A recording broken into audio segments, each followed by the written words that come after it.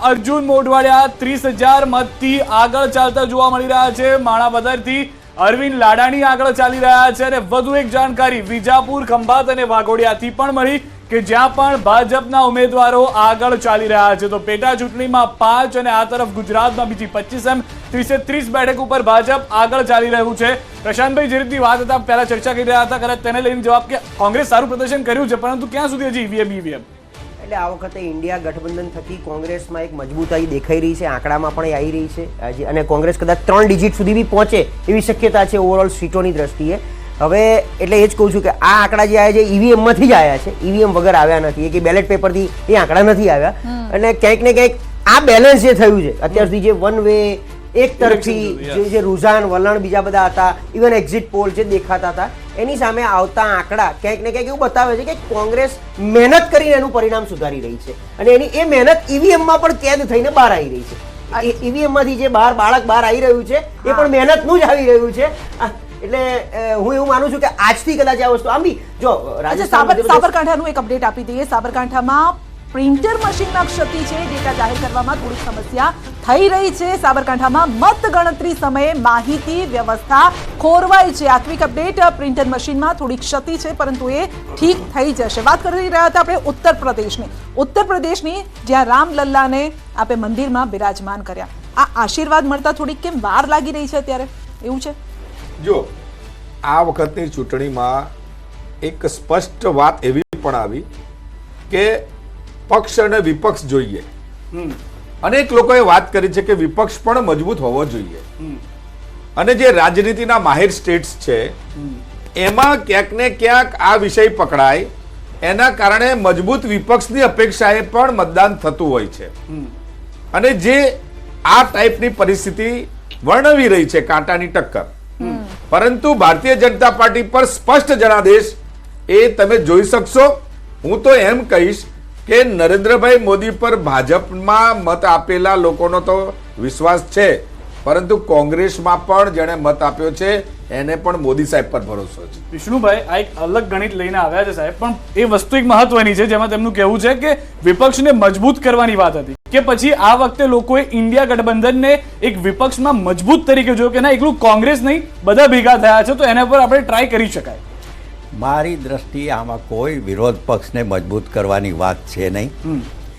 લોકોને બરાબર ખબર હતી, પણ લોકોની વચ્ચે આ વખતે સમાજવાદી પાર્ટીએ જે રીતની રમતો કરી છે એ આપણને અત્યારે ખબર નથી, અંદરૂની ઘણી વાત છે।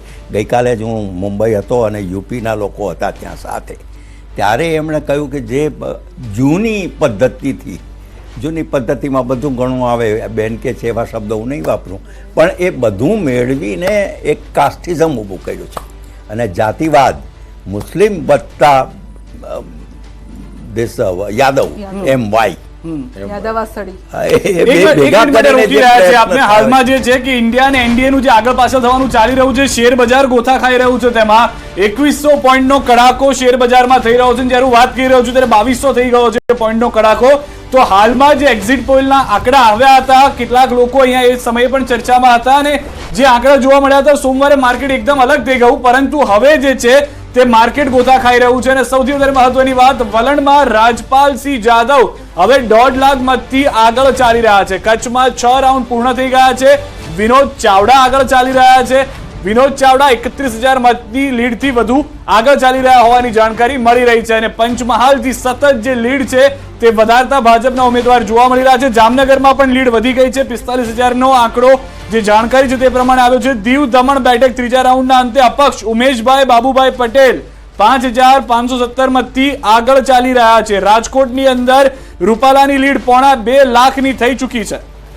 બિલકુલ, આ સાથે હજુ સતત એક બેઠક પર કોંગ્રેસ જે આગળ ચાલી રહી છે એ જોવાનું રહેશે કે કઈ બેઠક છે સતત જે આગળ ચાલી રહી છે। શું એ સાબરકાંઠા બેઠક છે, બનાસકાંઠા બેઠક છે, કઈ એ બેઠક છે એ પણ જોવાનું રહેશે। ગુજરાતમાં 3 સીટ પર ભારે રસાકસી હજુ પણ જોવા મળી રહી છે। સવારથી આપણે જોઈ રહ્યા છે જેમાંની બેઠક છે પાટણ, જે આ પાટણ બેઠકની આપણે વાત કરી રહ્યા છે એ બેઠક, આ એક એવી બેઠક છે જ્યાં યાદ છે મેં પહેલા જ વાત કરી હતી સવારમાં પણ કે આ બેઠક પર કેટલાક પાટીદારો એકઠા થયા હતા અને તેમણે પાટીદાર અનામત આંદોલન સમયે જે ચહેરા હતા એમાંથી એક હતા અને તેમણે શપથ લેવડાવ્યા હતા કે આ વખતે બીજેપીને જાકારો આપવાનો છે, કોંગ્રેસને જીતાડવાની છે. શું એ પાટીદારોએ કોંગ્રેસ તરફી મત આપ્યા છે કે શું?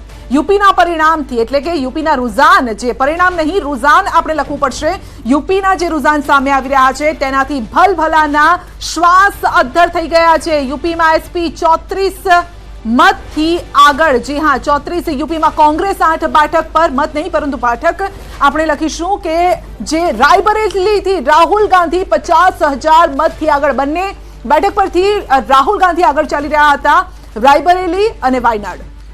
વધુ એક મહત્વની જાણકારી એ પણ છે કે અયોધ્યાથી એસપી આગળ ચાલી રહ્યું છે. અહીંયા આગળ ચોંકાવનારી વાત એ છે કે જ્યાં આગળ રામ મંદિરની વાત થઈ, રામલલ્લા બિરાજમાન થયા, યુપીમાં એસપી 34 બેઠક પર, યુપીમાં કોંગ્રેસ 8 બેઠક પર. કોંગ્રેસને જતું કરવું કોંગ્રેસ માટે યુપીમાં સફળતાપૂર્વક રહ્યું હોય તેવું હાલમાં લાગી રહ્યું છે. હજી સુધી એકેના પરિણામ નથી આવ્યા. આ વલણ છે ક્ષત્રિય આંદોલનના એપિસેન્ટર રાજકોટથી પણ મોટા સમાચાર કે જેમાં રૂપાલા જે છે તે સતત આગળ ચાલી રહ્યા છે. લીડ જે છે તો તેમની સતત વધી રહી છે. 2.5 લાખની લીડ, 1,72,000 મતથી વધુ મતથી તેઓ આગળ ચાલતા જોવા મળી રહ્યા છે. અહીંયા પણ લીડ જે છે તે ખૂબ જ મોટી થતી જોવા મળી રહી છે. પંડ્યા સાહેબ, એ જ વાત કે એક તરફ યુપીના કંઈક અલગ આંકડા વિચાર્યા હતા, તેના બદલે રાજકોટની અંદર જે આંકડા વિચાર્યા હતા બધું બદલાઈ રહ્યું છે. ગુજરાતનું સમીકરણ જે વિચાર્યું હતું તે બદલાઈ ગયું, યુપીનું સમીકરણ જે વિચાર્યું હતું તે બદલાઈ ગયું છે. એ રાજકોટમાં આપણે કઈ વલણ બદલાયું નથી, આ જ થવાનું હતું. એટલા માટે કે મેં શરૂઆતથી કહ્યું કે જનસંઘના સમયથી આ ઘટ રહ્યો છે. કાર્યકર્તા મજબૂત છે આખા જિલ્લામાં. ચીમનભાઈ શુક્લથી માંડીને હરિસિંહ ગોહિલ અને આ 3 ચીફ મિનિસ્ટરો આ એક સાથે રાજકોટે આપ્યા છે. એટલે રાજકોટનો કાર્યકર્તા બિલકુલ મજબૂત છે અને બીજી કોઈ અસર નથી થતી. અને ત્યાંનો ક્ષત્રિય મતદાર પણ રૂપાલાને મત આપ્યો હોય એવી સંભાવના છે. બિલકુલ બિલકુલ. પરંતુ સવાલ અહીંયા ઇન્ટરેસ્ટિંગ ઉત્તર પ્રદેશ છે, કારણ કે પ્રશાંતભાઈ, ઉત્તર પ્રદેશ માટે એવું કહેવાય છે કે એટલે દેશને દિલ્હીમાં રાજ કરવું હોય, દેશમાં રાજ કરવું હોય તો વાયા ઉત્તર પ્રદેશ જવું જ પડે. અને રામલલ્લાના આશીર્વાદ ખબર નથી હવે કોને મળશે. રૂઝાન બહુ ઇન્ટરેસ્ટિંગ આવી રહ્યા છે અત્યારે જે છે. બિલકુલ યુપીનું જે પરિણામ બધી રીતે, કારણ કે 2014માં 73 સીટ, 2019માં 63 સીટ, અને આપણને એવું હતું કે નાની મોટી અસર ગણો, નેગેટિવિટી સી. હમણાં પંડ્યા સાહેબ વાત કરતા હતા. પંડ્યા સાહેબ, આમાં કેવું છે છેલ્લા 10 વર્ષમાં ઓવરઓલ સિનારીઓ પ્રમાણે લોકો ભેગા થાય ઓટોમેટિક. ક્યાંક ને ક્યાંક કોઈકની નારાજગી હોય, પછી કમ્યુનલ નારાજગી હોય, ક્યાંક ને ક્યાંક હિન્દુ મુસ્લિમ વાળી નારાજગી હોય, એટલે બધા એક તરફી, કારણ કે 10 વર્ષથી એકનું એક શાસન જોતા હોય, એટલે આને કેવી રીતે રોકવાનો પ્રયત્ન કરી શકે. જેમ તમે કહેતા કે હમણાં જે ધ્રુવીકરણ સમાજવાદી પાર્ટીએ, એક મિનિટ આપણે રોકીએ. બ્રેકિંગ આવી રહ્યા છે અને હિમાચલ પ્રદેશના મંડીમાં કંગનાનો ડંકો વાગ્યો છે. જી હા, કંગના રનૌત આગળ ચાલી રહ્યા છે. 30,000 મતથી તેઓ આગળ ચાલી રહ્યા છે. અમેઠીથી સ્મૃતિ ઈરાની 18,000 મતથી પાછળ છે. સ્મૃતિ ઈરાની સતત પાછળ ચાલી રહ્યા છે. આ પણ હવે સમીકરણો ખબર નથી કઈ રીતે આ બદલાઈ શકે છે. અમેઠી અને રાયબરેલી આ વખતે ક્યાંક ને ક્યાંક કોંગ્રેસને પાછું આવવાનું હતું. એ કમબેક છે. એના બે કારણ આપું તમને. જેમ રાહુલ ગાંધી વિશેનો પ્રચાર થતો હતો કે એ આટલા વર્ષો દેખાયા નથી અને સ્મૃતિ ઈરાનીએ બાજી મારી 19માં, રાહુલ ગાંધીને હરાયા. એ જ રીતે આ 5 વર્ષમાં સ્મૃતિ ઈરાનીને દેખાયા નથી. એવું ત્યાંની સ્થાનિક જનતા તો ઘર બનાવી લીધું ત્યાં. તો પણ ઘર બનાવવાથી ત્યાં સ્થાનિક પ્રશ્નોનું નિરાકરણ નથી આવતું ને. માત્ર સંસદ ઓવરઓલ પિક્ચર જે બહાર આવે છે કે સ્મૃતિ ઈરાની પણ 5 વર્ષ અમેઠીમાં એવા નથી દેખાય, એવા જોડે નથી ઉભા રહ્યા કે જે જનતાની વચ્ચે રહેવું જોઈએ. જો રાહુલ ગાંધી નહોતા દેખાયા. એક્ઝિટ પોલ ની આપણે વાત કરતા હતા. એક્ઝિટ પોલ જે આવ્યા અને હવે જે રૂઝાન આવી રહ્યા છે, આંકડો ક્યાં સુધી આપને શું લાગે છે? આઈ થિંક એક્ઝિટ પોલના દિવસો પણ આપણે જોડે હતા અને ત્યારે આપણે વાત થતી હતી કે 325 એનડીએ ક્રોસ ન કરી શકે ઓવરઓલ. અને આપણે જે હમણાં વાત થઈ મજબૂત વિપક્ષની જરૂર છે. કદાચ આ જો 353ની સીટ પણ જનતાએ જ આપી હતી ગઈ વખતે, 303 સીટ બીજેપીને પણ જનતાએ જ આપી હતી. તો આ વખતે જનતા જ નક્કી કરી રહી છે. અને ઓવરઓલ બેલેન્સિંગ જે થઈ રહ્યું છે બહુ બધા રીઝનથી થઈ રહ્યું છે. એવું નથી. હા, મોદી સાહેબ એનડીએના કામ બોલે છે અને એ કામના હિસાબે આમ જોઈએ તો બીજેપીએ કયા દિવસે 272 સ્પષ્ટ બહુમતીથી મોદી સાહેબ આવ્યા પછી બનાવી છે, જ્યારે બનાવી છે ત્યારે. એમ અત્યારે બી ઓવરઓલ સ્પષ્ટ ચિત્ર એટલું તો છે કે ભાઈ બીજેપી એટલું લીડ કરી રહ્યું છે. ભલે એકલા હાથે બહુમતી નહીં બનાવે, એનડીએની સરકાર બની રહી છે. એક્ઝિટ પોલ ક્યાંક ને ક્યાંક દિશા આપતું હતું કે એનડીએની સરકાર બની રહી છે. એક મિનિટ પ્રશાંતભાઈ રોકી રહ્યો છું. બનાસકાંઠાથી હવે આગળ આવી ગયા છે જે રેખાબેન છે તે 20,000 મતથી. શરૂઆતમાં ગેનીબેન આગળ હતા પરંતુ હવે રેખાબેન આગળ આવી ગયા છે. કચ્છથી વિનોદ ચાવડા 56,000 મતથી આગળ ચાલી રહ્યા છે. કચ્છથી પણ એ પિક્ચર બદલાઈ ગયું છે. બનાસકાંઠાથી રેખાબેન ચૌધરી 19,552 મતથી આગળ ચાલતા જોવા મળી રહ્યા છે. તો ઉત્તર ગુજરાતમાં જે એક બેઠકની આશા હતી તે નહીં, પરંતુ પાટણ એકમાત્ર હવે બેઠક બચી છે કોંગ્રેસ માટે ગુજરાતમાં, કે જ્યાં આગળ લીડમાં ચાલી રહ્યું છે અને તે લીડ પણ ખૂબ જ નાની છે. કદાચ સરસાઈ તેમાં પણ મેળવી લેવાય તે પ્રમાણેની પરિસ્થિતિ છે. પરંતુ મોટા ભાગના તમામ વિસ્તારોની અંદર, ગુજરાતની અંદર જે પેટા વિધાનસભાની ચૂંટણીઓ છે, તમામ જગ્યાએ ભાજપ હાલમાં લીડ કરી રહ્યું છે અને 303 પર એનડીએ છે. જ્યારે ભાજપ માટે ઝાટકા સમાન કદાચ અત્યારે નહીં કહી શકાય કે 247 બેઠકો ઉપર જ દેશમાં તે આગળ ચાલી રહ્યું છે, કારણ કે 543 બેઠકોના વલણ હવે સ્પષ્ટ થઈ ગયા છે, જેમાં 304 ઉપર કે 303 ઉપર એનડીએ આગળ છે, પરંતુ ભાજપ હજી 250 પર નથી પહોંચી શક્યું. જ્યારે ઇન્ડિયા ગઠબંધન સારું કરી રહ્યું છે, 250 પર છે, અને કોંગ્રેસ હજી પણ 90 ની આસપાસ છે. શક્યતાઓ છે કે તેમાં પણ સુધારો જોવા મળી શકે છે. બિલકુલ. તો લોકસભા ચૂંટણીના જે પરિણામ રૂઝાન સામે આવી રહ્યા છે, જેમ જેમ આ પરિણામની નજીક જઈ રહ્યા છે, તેમ બીજેપીમાં પણ ઉત્સાહ અત્યારે વધી રહ્યો છે. કાર્યકર્તાઓ પણ ગાંધીનગર કમલમ ખાતે તેઓ એકઠા થવાનું શરૂ થયું છે. થોડા સમયમાં જ સીએમ પણ ત્યાં પહોંચશે, ભૂપેન્દ્રભાઈ પણ ત્યાં પહોંચશે, કમલમ પહોંચશે અને કાર્યકર્તાઓનો ઉત્સાહ વધારશે. કારણ કે ગુજરાતમાં જે પ્રકારની સ્થિતિ અત્યારે જોવા મળી રહી છે તેને જોઈને ભલે બીજેપી આ વખતે કહેવાય કે સેલિબ્રેશન નથી કરવાનું, પરંતુ કાર્યકર્તાઓએ જે કામ કર્યું છે એમનો ઉત્સાહ, મોરલ વધારવું પણ એટલું જ જરૂરી છે. રાજકોટની ઘટનાના કારણે પાર્ટીએ નક્કી કર્યું છે કે કોઈ પણ સીટ ઉપર સેલિબ્રેશન નહીં કરવું, પરંતુ ગેધરિંગ એ જરૂરી છે. અને એટલા માટે પરંપરાગત કાર્યાલય ઉપર માન્ય પ્રદેશ અધ્યક્ષ અને મુખ્યમંત્રી શ્રી આવતા હોય છે અને કાર્યકર્તાઓની વચ્ચે રહીને એક ઉત્સાહ વધારતા હોય છે. આપ જોઈ શકો છો કે આ જે જાહેરાત થઈ છે એ ગુજરાતની ટ્રીમેન્ડસ જીતની જાહેરાત થઈ રહી છે અને એટલા માટે કમલમમાં કાર્યકર્તા એકત્રિત થઈ રહ્યા છે. હવે આવતા દિવસોમાં કઈ રીતે આગળ વધવું છે એની જ વાતો મને લાગે છે કે આ 12 વાગ્યા પછી કરવી જોઈએ. લેખાજોખા ઘણા થઈ શકે. એક બેઠક પર હજુ પણ પેચ ફસાયેલો છે. આ છે પાટણની બેઠક. ચંદનજી, જે સેવાભાવી કહેવામાં આવે છે, દીકરીઓમાં દાન પુણ્યના માટે તેમને ઓળખવામાં આવે છે.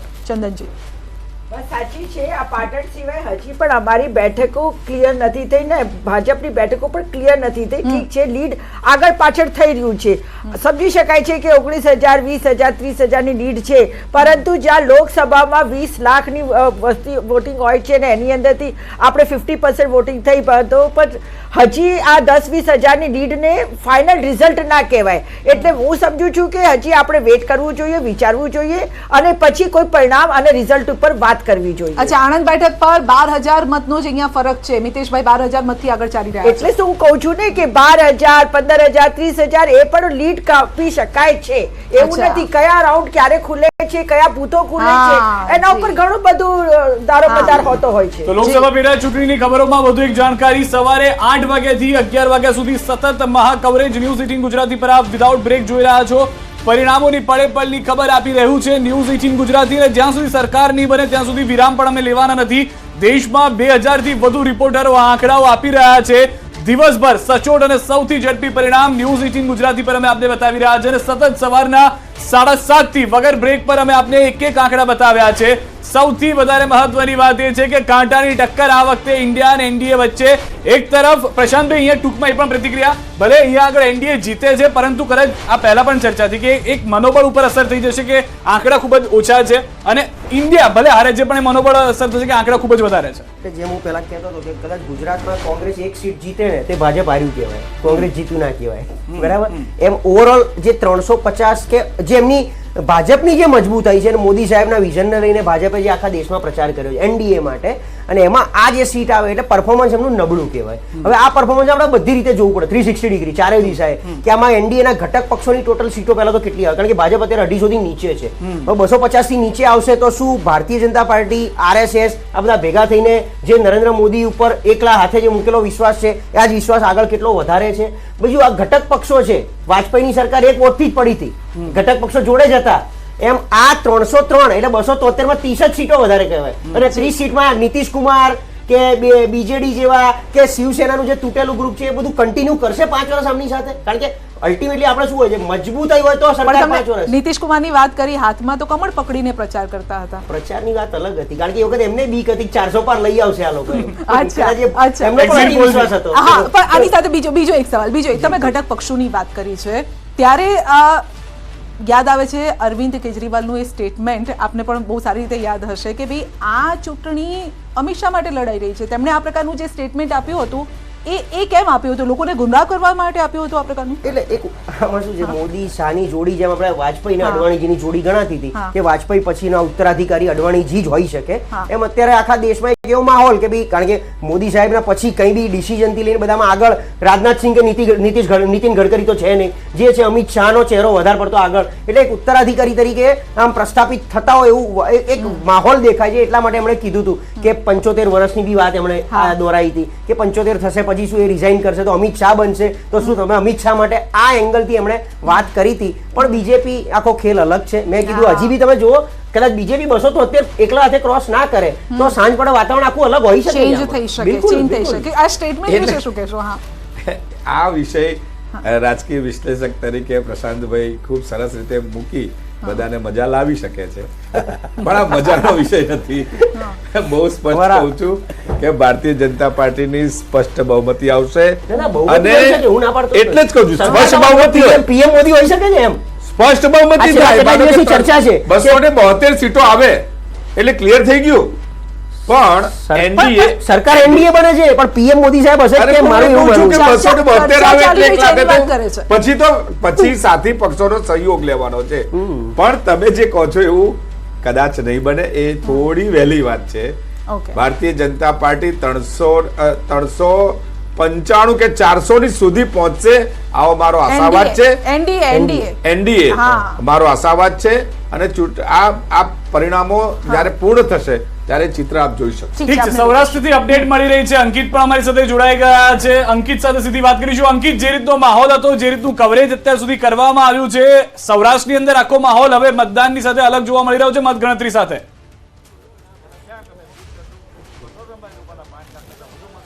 ચોક્કસ, ખાસ કરીને વાત કરવામાં આવે તો રાજકોટ લોકસભા મતવિસ્તારની વાત કરીએ તો જે પ્રમાણે પરિણામો સામે આવી રહ્યા છે અને 7મો રાઉન્ડ છે તે હાલ અત્યારે શરૂ થઈ ચૂક્યો છે, પરંતુ અત્યાર સુધી 6 રાઉન્ડની મતગણતરી પૂરી થઈ ચૂકી છે, 7મો રાઉન્ડ શરૂ થઈ ચૂક્યો છે.